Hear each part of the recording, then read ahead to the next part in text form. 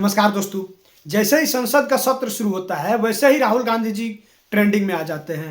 कभी अपने कुछ बातों की वजह से जैसे ही राहुल गांधी जी मुंह खोलते हैं वैसे ही बीजेपी के नेता लोग उनके बातों को लपक कर उन पे हमला शुरू कर देते हैं। अभी राहुल गांधी जी बीजेपी के एक नेता को ट्रेटर बोल दिए, उसके बाद आप लोग पूछो ही मत। डीडी न्यूज पे एक डिबेट के दौरान इसी बात को लेकर एक डिबेट हो रहा था।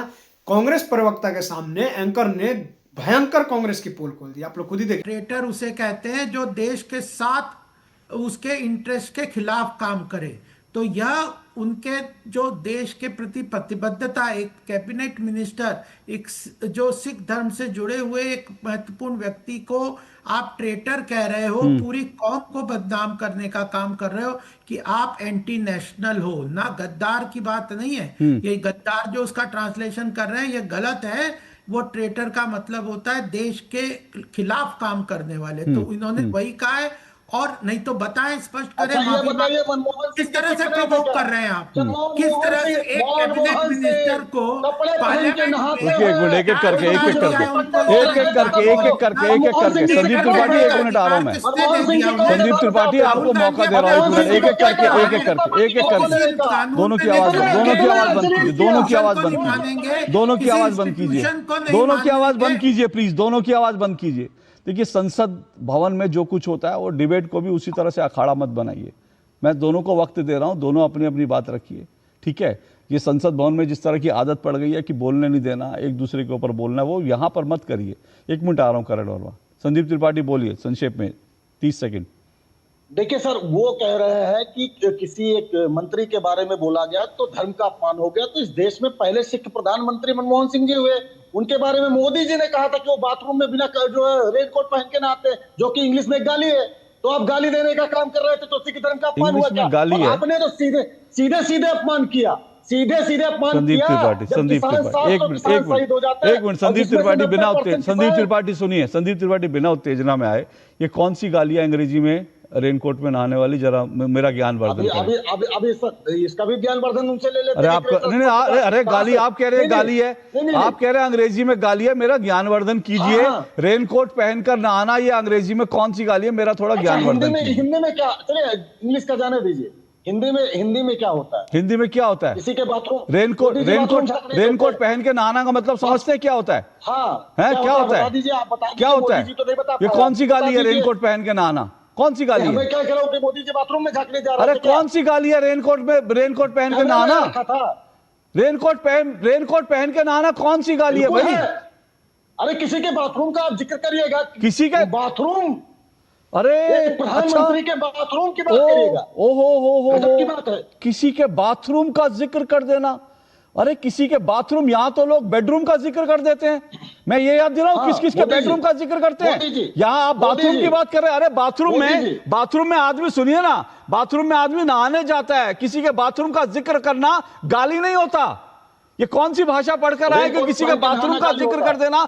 एक मिनट, किसी के बाथरूम का जिक्र कर देना कौन सी गाली होती है मुझे नहीं पता। और अब रुकिए एक मिनट, क्योंकि आप जो है आप कुतर्कों का सहारा ले रहे हैं, इसलिए मैं विषय पर आता हूं कि बाथरूम में नहाना, बाथरूम में रेनकोट, ये गाली होती है, अंग्रेजी में गाली होती है। फिर आपने कहा नहीं अंग्रेजी में, क्योंकि मुझे अंग्रेजी में नहीं कम आती है। आ रहा हूं एक मिनट करण वर्मा। तो मैंने कहा जरा मुझे हिंदी में बताया, तो हिंदी में भी। तो आपका इससे पहले कि ज्ञानवर्धन जरूरी है कि मुझे मेरा ज्ञानवर्धन कीजिए, नहीं तो अपना ज्ञानवर्धन कराइए। करण वर्मा बोलिए। ये भाई गाली है रेनकोट पहन कर, मैंने तो नहीं सुना। उन्होंने कहा भाई टॉयलेट तक पहुंचना और ये सब बड़ी गलत बात है। असल में इनका इतिहास ऐसा है अशोक जी। एक इनके प्रेसिडेंट थे सीताराम केसरी, उनकी धोती तक खींच ली थी इन लोगों ने। ये है कांग्रेस का इतिहास। तो इन्होंने अपमान जो किया है अपने लोगों का सबसे ज्यादा किया हुआ है, ये सबसे पहली बात। और अब जरा मुझे जवाब देने दीजिए अशोक जी। इन्होंने कई बातें इधर बोली और आपने भी इनसे पूछी। इन्होंने कहा भाई देखो रवनीत बिट्टू जो है ये गद्दार है क्योंकि इन्होंने पार्टी छोड़ दी। तो ये मोतीलाल नेहरू के बारे में क्या कहेंगे, जिन्होंने 1922 में कांग्रेस छोड़ के स्वराज पार्टी बना ली थी। 1922 में चौरी चौरा के इंसिडेंट के बाद वो रूठ गए थे, उन्होंने अपनी पार्टी बना ली थी स्वराज पार्टी। तो इन महाशय के अनुसार क्या मोतीलाल नेहरू, स्वर्गीय मोतीलाल नेहरू, वो भी गद्दार थे? क्या ममता बनर्जी भी गद्दार हैं जिन्होंने कांग्रेस पार्टी छोड़कर अपनी तृणमूल कांग्रेस बना ली? और शरद पवार भी गद्दार हैं जो कांग्रेस पार्टी छोड़कर नेशनलिस्ट कांग्रेस पार्टी बना बैठे? जवाब दूंगा। ये है ऐसे उनके साथ सबके साथ ये अलायंस करे हुए हैं। उस हिसाब से ये लोग एक मिनट रुकिए उस हिसाब से तो जो आप कह रहे हैं करण वर्मा, उस हिसाब से तो नेताजी सुभाष चंद्र बोस की भी ये गद्दार बोलेंगे, क्योंकि नेताजी सुभाष चंद्र बोस ने कांग्रेस छोड़ी, कांग्रेस का अध्यक्ष पद छोड़ा, उन्होंने आजाद हिंद फौज बनाई, तो इसका मतलब नेताजी सुभाष चंद्र बोस भी जो है गद्दार हो जाएंगे। किसी ने कांग्रेस पार्टी छोड़ दी तो वो ट्रेटर हो जाएगा। मतलब कांग्रेस, ये वो सोच है जो कहते हैं कि India is Indira, Congress is India, तो जो कांग्रेस पार्टी छोड़ देगा वो ट्रेटर हो जाएगा। बड़ा गजब का तर्क है। बोलिए संदीप त्रिपाठी जी। अभी हमारे राजनीतिक विश्लेषक जो है साथी ने कहा, जो कि त्यागी जी को देखकर इंस्पायर होकर विश्लेषक बनकर प्रवक्ता बनने की कोशिश कर रहे हैं। ये निजी टिप्पणी मत कीजिए। आप किसको देख के इंस्पायर सुनिए, निजी टिप्पणी मत कीजिए, निजी टिप्पणी मत कीजिए। कौन किसको देख के इंस्पायर हुआ है?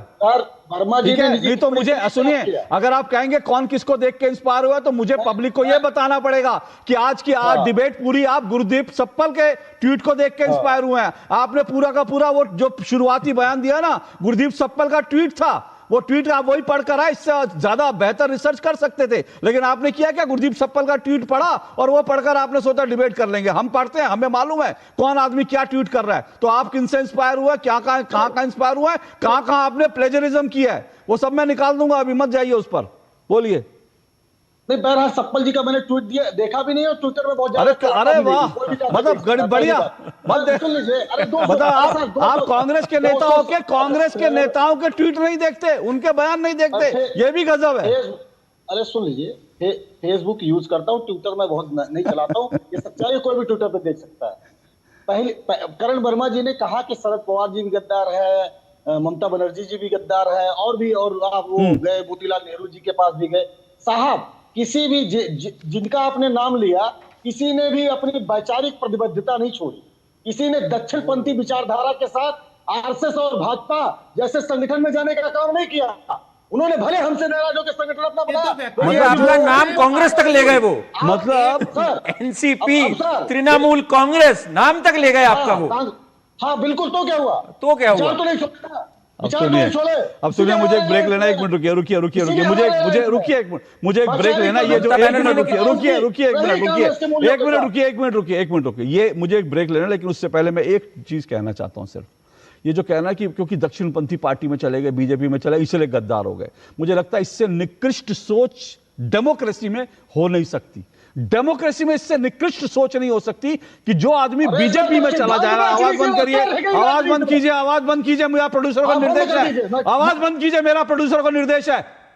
ये बिलबिला रहे हैं क्योंकि मैं सच बोलूंगा, ये भागेंगे, बिलबिलाएंगे, इनको बिलबिलाने दीजिए। लेकिन अब मैं आपको बताता हूं मैंने क्यों कहा यह उद्दंडता की सारी सीमाएं पार है। मैं क्यों कह रहा हूं? इसलिए कह रहा हूं क्योंकि यह पहले मर्तबा नहीं है। मुझे अच्छी तरह से याद है, जब मैं कॉलेज में था ना, स्कूल कॉलेज में जब हम थे, कॉलेज में खास करके थे, तो कुछ उद्दंड और मनचले लड़के होते थे। वो क्या करते थे कि कॉलेज की जो एंट्री पॉइंट होता था ना, वहां पर वो ऐसे बैठ जाते थे घेरा डालकर, ताकि कोई लड़की अगर गुजरे तो उस लड़की को वहां से उनसे सटकर गुजरना पड़े। वो इतना रास्ता भी नहीं देते। वो इस तरह के मनचले उद्दंड लड़के आपने हर कॉलेज में देखे होंगे। वो जानबूझ के लड़कियों को परेशान करने के लिए गेट छेक के बैठ जाते हैं, और कोई लड़की गुजरती है कुछ भी तो उसको जो है धक्का मारेंगे, उसके ऊपर जो है कमेंट पास करेंगे। ये कुछ ऐसा ही हो रहा है मकर द्वार पर। आप अगर वीडियो देखेंगे आपको सब दिखाएगा। लेकिन मेरा मूल सवाल क्या, देखिए, ये कहा ना कि बीजेपी में चला गया इसलिए गद्दार हो गया। देखिए, रवनीत बिट्टू गद्दार हैं। ये रवनीत बिट्टू गद्दार हैं, ठीक है। ये रवनीत बिट्टू गद्दार हैं। क्यों गद्दार हैं? क्योंकि इनके दादा जो हैं, इनके दादा वो बाकायदा शहीद हुए थे। आतंकवादियों ने, खालिस्तानी आतंकवादियों ने बाकायदा इनको बम से इनके दादा को उड़ा। ये रवनीत बिट्टू गद्दार हैं। लेकिन राहुल गांधी के ये वफादार हैं। ये कौन है? ये हैं कन्हैया कुमार। कौन कन्हैया कुमार? जिन्होंने कहा कि भारतीय सेना कश्मीर में महिलाओं का बलात्कार करती है। ये वफादार हैं कन्हैया कुमार, और राहुल गांधी के राइट हैंड हैं, जिनको 2 बार टिकट दिया। ये कन्हैया कुमार वफादार हैं जिन्होंने बाकायदा जेएनयू के अंदर एक आतंकवादी की बरसी मनाने के लिए कागजों पर दस्तखत किए। ये वफादार हैं, लेकिन रवनीत बिट्टू गद्दार हैं। और ये भी वफादार हैं जिन्होंने जेएनयू में कहा भारत तेरे टुकड़े होंगे इंशाअल्लाह इंशाअल्लाह। ये उमर खालिद जो है ये वफादार हैं, इनके लिए राहुल गांधी और पूरा विपक्ष छाती पीटता है, पर रवनीत बिट्टू गद्दार हैं। और राहुल गांधी और कांग्रेस के लिए ये भी वफादार हैं, शर्जील इमाम, जिन्होंने कहा कि भैया नॉर्थ ईस्ट से पूरे भारत को काट देना है, नॉर्थ ईस्ट से काट दो, अलग कर दो। ये वफादार हैं, लेकिन रवनीत बिट्टू गद्दार हैं। अब आप सोचिए राहुल गांधी की वफादारी की जो डिक्शनरी है उसमें उनका क्या अर्थ लिखा है मैं नहीं जानता, लेकिन देश जानता है ट्रेटर कौन है और असली ट्रेटर कौन है और गद्दार कौन है, देश जानता है। खत्म, bye bye, tata, good bye.